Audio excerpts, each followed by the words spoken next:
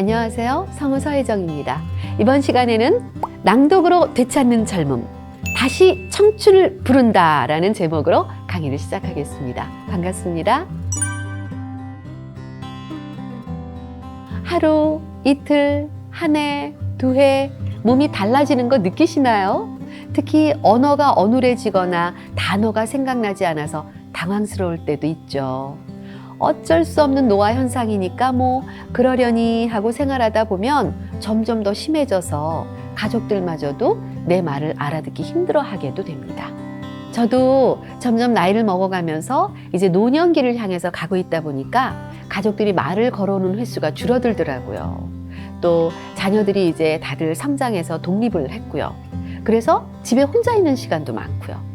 또 누군가 말을 걸어오더라도 대답하기가 귀찮을 때도 있더라고요. 그냥 혼자 생각하고 혼자 느끼고 혼자 즐기는 그런 시간이 더 좋기도 하고 그렇더라고요. 요즘 유행하는 말로 귀차니스트가 되어가는 느낌이랄까요? 이럴 때 이거 노화 현상 아닌가 하는 생각이 들기도 해요. 근데 다행히도 저는 말을 하는 직업인이다 보니까 하루도 말을 하지 않는 날이 거의 없어서 비교적 말을 많이 하고 말을 또 잘하고 사는 편입니다. 제가 가끔 실버분들을 대상으로 강의를 할 때가 있거든요. 근데 참 안타까운 분들이 계세요. 요즘 핵가족 시대가 되다 보니까 배우자가 없는 경우 한 가족의 형태로 살아가는 분들이 많이 계시더라고요. 그래서 집에 있는 시간에는 말을 하지 않게 되는 혼잣말도 한계가 있잖아요. 또 반려동물과 말하는 것도 한계가 있고요. 그럴 때 지금부터 제가 권하는 걸 한번 해보세요. 목소리를 내서 읽는 독서, 낭독. 젊은 시절에 읽고 싶었지만 바빠서 읽지 못했던 고전이나 다양한 책들을 자신의 목소리로 낭독을 해보는 겁니다. 오롯이 혼자 있는 시간에 자신의 목소리가 또 하나의 내가 되어서 나와 내가 만나는 시간이 만들어집니다. 그래서 혼자 있다는 생각도 없어지고 하나도 외롭지 않아요. 오히려 누가 있는 것이 더 불편해지기도 하거든요. 책 속에는 내가 단 한 번도 경험해보지 못했던 새로운 세상이 있잖아요. 그 신세계로 내 목소리와 함께 여행을 떠나보는 겁니다. 우리가 눈을 마음의 창이라 하듯 목소리는 영혼의 울림이라고 하죠. 내 영혼은 나잖아요. 텍스트는 성경책을 낭독해도 좋고 내가 쓴 일기를 낭독해도 좋고요. 어느 누구에게도 방해받지 않고 자유롭게 즐기는 아주 지적인 놀이거든요. 그리고 성대는 연약한 근육이어서 우리가 운동을 하지 않으면 근육이 빠져나가듯이 말을 하지 않으면 성대의 근육도 풀어져서 목소리가 좋지 않게 변해요. 또 발음을 만들어내는 조음기관, 입을 중심으로 입안의 혀까지 모두 근육이잖아요. 이 근육들이 말수가 줄어들면 굳어져서 말이 어눌해지게 돼요. 특히 혀가 굳어지면 건강도 나빠지거든요.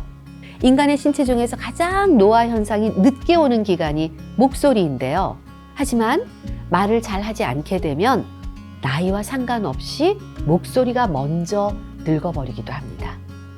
목소리는 또 에너지거든요. 에너지는 진동이 있고 파장이 있어서 말을 하면 신체에 진동이 울리고 에너지의 파장이 일어납니다. 오장육부가 아주 미세하게 이렇게 잔잔하게 떨리면서 건강해진다고 해요. 그래서 낭독을 꾸준히 하면 오장육부가 건강해진다는 말도 있습니다. 아프리카 부족 중에 한 인디언 부족은요, 할머니가 손주에게 인생에 있어서 주옥 같은 메시지를 남길 때 서로 등을 맞대고 얘기한다고 해요. 할머니의 말씀이 손주의 뼛속에 새겨지라고. 너무 멋있는 말이죠. 이 목소리는 진동이거든요. 왜 백고동 소리 아시죠? 부, 부.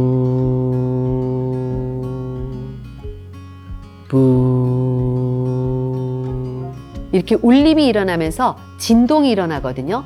이 진동이 서로 등을 맞대고 있으니까 말할 때 그 목소리가 진동을 일으키면서 목소리 안에 있는 내용이 상대방의 등 속으로 들어가서 상대방의 뼛속에 새겨진다는 얘기예요. 그리고 우리가 왜 말을 많이 하면 배가 고프잖아요.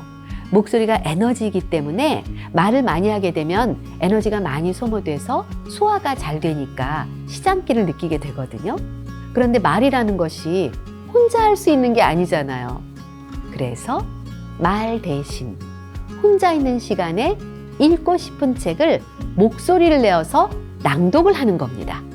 그럼 건강도 좋아지고 목소리도 좋아지고 또 좋은 기관이 움직이니까 얼굴의 근육도 운동이 되어서 피부도 좋아지고 주름살 예방에도 좋고 해로운 게 하나도 없어요. 오직 이로운 점만 있는 백익무해한 것이 낭독입니다. 뻥 아니에요? 일단 한번 해보세요. 언어가 깨어나면 정신이 깨어납니다. 언어와 정신은 직결되어 있거든요. 그리고 정신이 깨어나면 눈빛이 살아나요.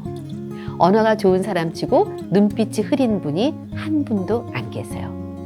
꾸준히 낭독하는 분들은 표정도 화사해지고 젊어집니다. 그렇게 혼자서 낭독을 꾸준히 하다가 익숙해지면 이제 정신이 깨어나고 활력이 생기잖아요. 그럼 또 누군가와 함께하고 싶다는 생각이 들기도 하거든요. 그럴 때 다른 사람들과 함께 낭독을 좀 공유해보고 싶다는 생각이 드실 거예요. 그러면 낭독 모임을 만드세요. 사실 두꺼운 고전 같은 경우는 혼자 낭독하기에 좀 지루함이 생기기도 하거든요. 그래서 낭독 모임을 만들어서 함께 낭독하는 것도 좋고요. 또 여러 사람이 모이면 희곡 낭독을 해보는 것도 무척 재미있습니다.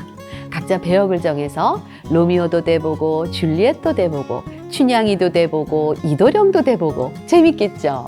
그런 식으로 다낭 앱을 통해서 다양한 텍스트를 낭독하면서 즐겨보시기 바랍니다.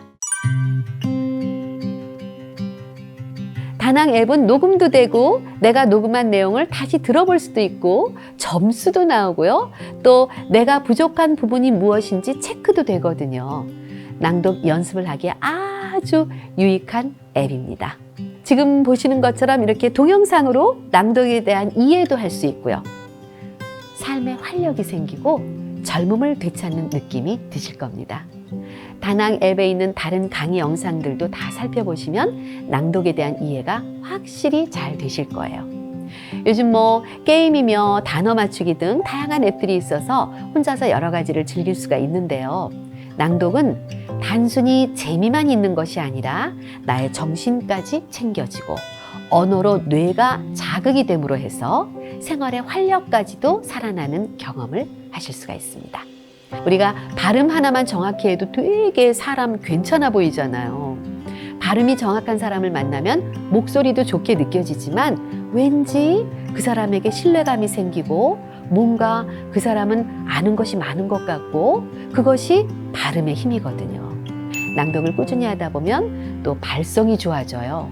처음에는 목에서만 앵앵앵앵앵 거리고 나오던 목소리가 점점 확장이 되면서 가슴을 울리고 배를 울리고 엉덩이를 울리고 허벅지를 통해서 발바닥까지 내려갔던 에너지가 온 몸을 휘돌아서 다시 입으로 나오면서 멋진 목소리가 되는 겁니다.